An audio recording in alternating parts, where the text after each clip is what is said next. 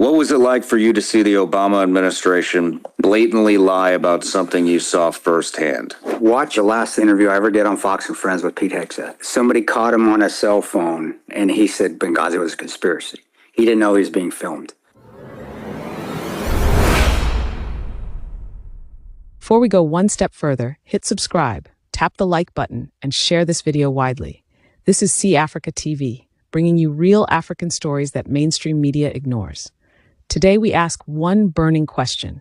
Why was Muammar Gaddafi really killed?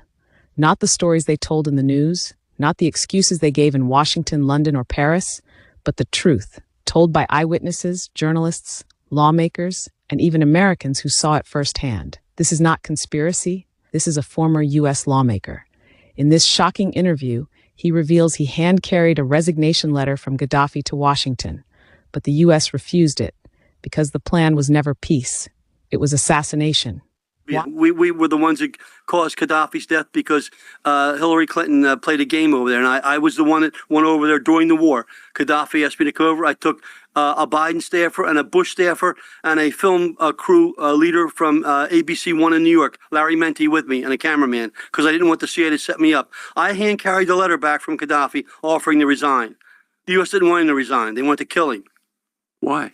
Because Gaddafi, and I met him 3 times. I took Biden on my second trip to Libya, by the way. He went with me when I spoke to the whole country.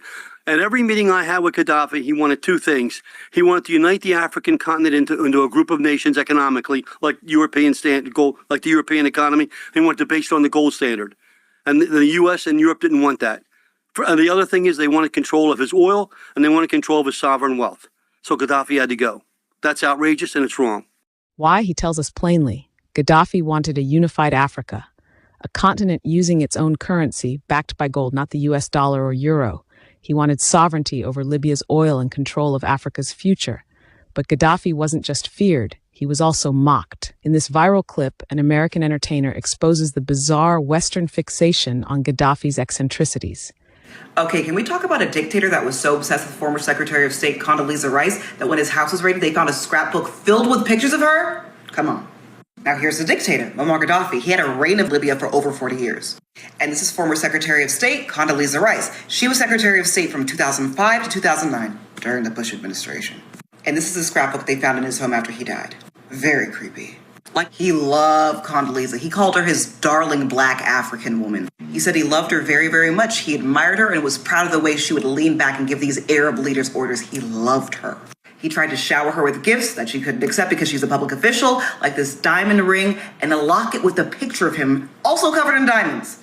And in her memoir, she tells a story of how one time when they were meeting after dinner, he said he made a video of her, and she was like, a video of what? But the video was pretty innocent. It was like a montage with pictures of her and other world leaders. But in the background, there was a song composed specially for her by a Libyan dictator called Black Flower in the White House. And she said, quote, "It was weird, but at least it wasn't raunchy." Yes, Gaddafi admired Condoleezza Rice. Yes, he gave her lavish gifts. But instead of engaging diplomatically, the West laughed. And then they struck. The lies didn't end in Libya. In this emotional testimony, an American military veteran says he watched his friends die in Benghazi and that the U.S. government lied about it to the world. What was it like for you to see the Obama administration blatantly lie about something you saw firsthand? Watch the last interview I ever did on Fox and Friends with Pete Hegseth. Somebody caught him on a cell phone, and he said Benghazi was a conspiracy. He didn't know he was being filmed. He said, "What did you feel after you watched Benghazi call it a conspiracy?" And I said, "Well, Pete, I want to choke him out."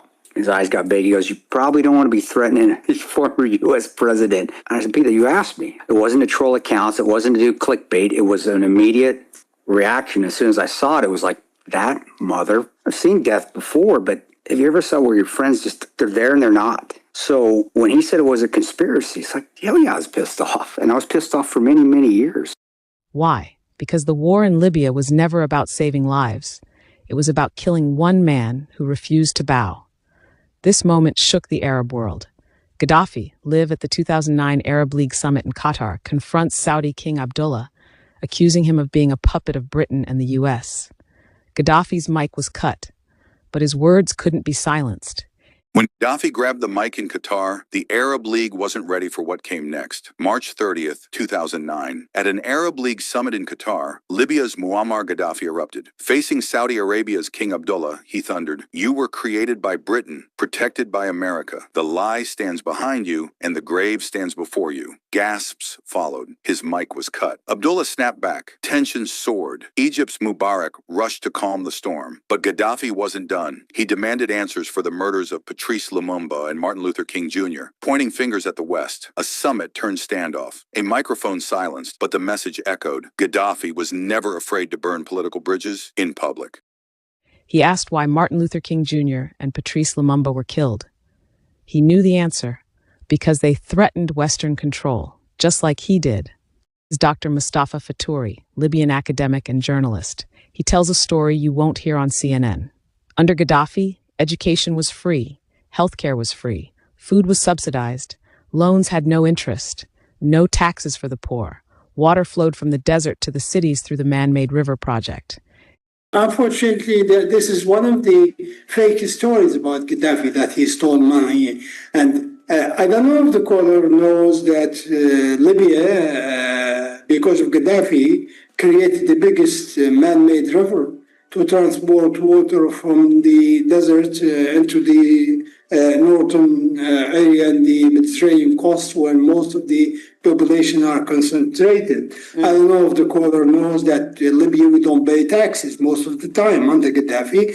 And I don't know if he knows that most of the everyday food basics items are subsidized under Gaddafi, and that we get loans from government and government banks to buy durable goods like a fridge and a car and things like this without interest. We get loans under Gaddafi to pay our houses, to build our houses without interest. We get thousands of Libyan students every year that study in America and West and you name it, everywhere, including myself. I'm a graduate of the United Kingdom as well as the Netherlands because of I am from a poor family, but it was Gaddafi who made it possible for me. Okay. So, and so on and so on, thousands of schools, free education, free medical care, and the idea, that Gaddafi stole money, it's part of the campaign to make the man look like evil, to justify everything you do to him. He calls the corruption accusations part of the campaign to make the man look evil. Because if people knew what Gaddafi was building, the lie of Western superiority would collapse. Gaddafi turned Libya into the most developed country in Africa. He funded revolutions in South Africa, Palestine, Cuba, and beyond. But that made him dangerous, not to Africans, but to the global elite. He rejected the IMF, refused U.S. military bases, and pushed for an African central bank. In the eyes of the West, Gaddafi had to go. October 20th, 2011, Gaddafi is hunted, captured, and brutally murdered in the streets, not by Libyans alone, but with full support of NATO airstrikes and CIA coordination. And then, Libya collapsed. From one of Africa's richest nations to a failed state, slavery, terrorism, civil war, Western corporations moved in, and the dream of African independence was buried. But ideas do not die with men. Gaddafi's dream of a united sovereign Africa lives on in millions of hearts. It lives in those who speak truth to power, in those who refuse to be silent. In channels like this, if you believe Africa deserves truth, not propaganda, if you believe African stories should be told by Africans, then subscribe, share, and comment your thoughts below. What do you think was the real reason they killed Gaddafi? This video is for informational and educational purposes. The views expressed include personal testimonies, public interviews, and historical analysis. See Africa TV encourages critical thinking, independent research, and respectful discussion.